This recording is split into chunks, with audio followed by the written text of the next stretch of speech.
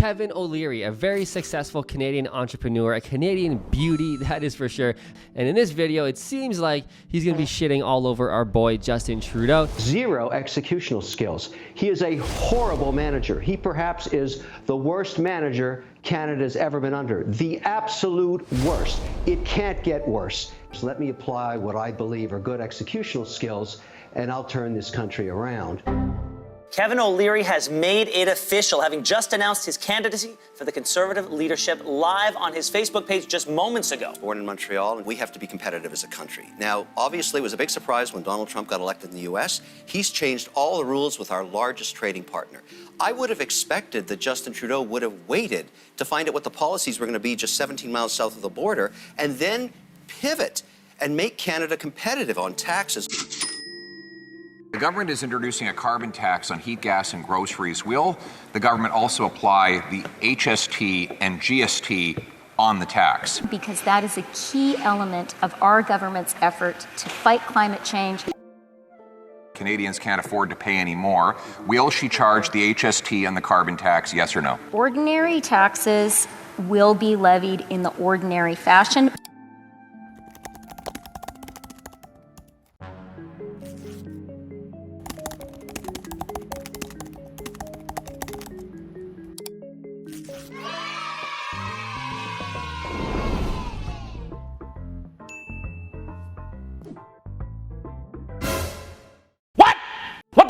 Raising taxes and implementing carbon taxes, making it very uncompetitive for companies in Ontario and Alberta to compete with the U.S.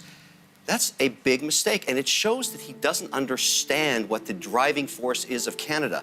So this is one thing that's often talked about, like we shouldn't have a business guy run a country, we shouldn't have a Trump or whatever, but the reality is I can't think of a better comparison, but like running a country is very, very similar to running a business. Now, obviously we're dealing with people, you're running a balance sheet, you're trying to stimulate, you're trying to raise capital, bring money to this country, grow this country. Like, I don't know, dude, sounds a lot like a business to me. So, well, the problem is you're getting shit on no matter what you do. It seems like it would be so smart to have a guy like Kevin O'Leary, proud Canadian, proud business owner, knows markets, knows how the economy flows, knows how money works. First thing I'm going to do is make sure that we can look at the big issues. We have to grow jobs here and get the economy growing at 3%. In order to do that, we've got to strip away all these carbon taxes and replace it with a more efficient way of reducing emissions. I've been doing that my whole life. I'm one of the first graduates in environmental studies under Sally Lerner back in 1977. This is before anybody talked about climate change. There's a better way to do that. Number two, our taxes have to be competitive with the U.S. I'm not saying we have to have lower taxes, we need competitive taxes. And the other issue is the regulatory environment is stifling our growth. There's $129 billion of projects in Canada that are not moving forward because we were over-regulated or we're not allowing them to proceed. That is $8 billion worth of job income each year that's being squandered. This is poor management at Justin's level. Instead, we voted for the nerd, Andrew Scheer. Anyway. Canada is the richest country on earth, run by idiots. Yes, he is. Yes, he is. And I hate to say that as a Canadian because I have a passport. Business is politics every day. You're always trying to solve problems, negotiate deals. So why, with the exception of Donald Trump, do they not make headway? Well, you know, the point is Trump had both skills, great orator, great communicator, and had some experience in business, no question about that. And I would say when you go into presidential politics, and for me as an investor, and at the end of the day, we're all investors in America because we take our money, we put it into savings, and we want the economy to work. What matters more than just the leadership role and the orator role and who's the president is what's the policy. And at the end of the day, I invest in policy. So I'm looking for leadership that's going to give me a package of policy. And under the Trump leadership, he was very controversial. There's no question about it. Right. But look at the policy for small business where I operate, which is 68% of the economy. That policy, less regulation, more pro-business, lower taxes, that's the kind of stuff that makes an economy grow. And you're seeing that benefit right now. Imagine we had that in Canada. Less government, less policies, less red tape, just more capitalism, more entrepreneurism. People can start businesses easier, hire people easier. This is one of the things with Canada that is just screwing up right now. I mean, investors like myself are literally fleeing the country in droves, taking away housing from Canada and bringing housing to the US because they're more business friendly. They want us to come down. It is easier to do business. It is easier to get financing. We can get mortgages in the US so easy, even as a foreign national buyer. Like, it's insane the amount of like red tape and mud we have to sludge through in Canada. And I think more and more investors are realizing that, especially, and the more we learn about business, we start looking around and going, hey, like, why the hell am I here? With social media, with YouTube videos, kind of the videos that I'm making, explaining what we're doing in the US,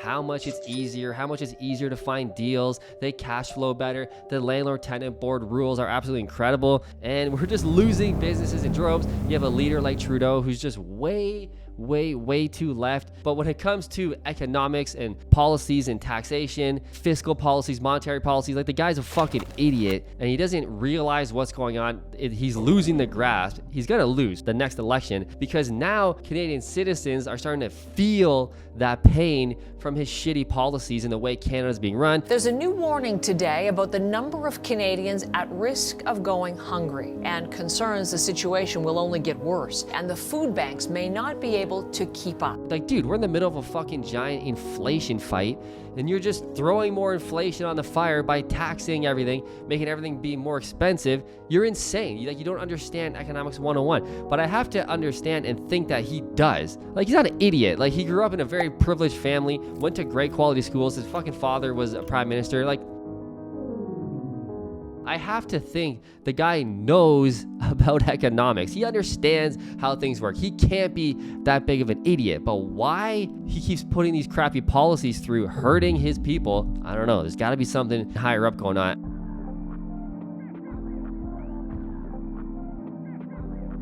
And I'm not saying this is some crazy conspiracy going on. Like, I don't know, dude. But there's something going on. I'm looking forward to the debates. So bring on the Burgums of the world. Let's hear what they got. On this part of the interview, it seems like he's talking about the U.S. president and the U.S. elections. And you're probably thinking, like, I don't know, why does this matter?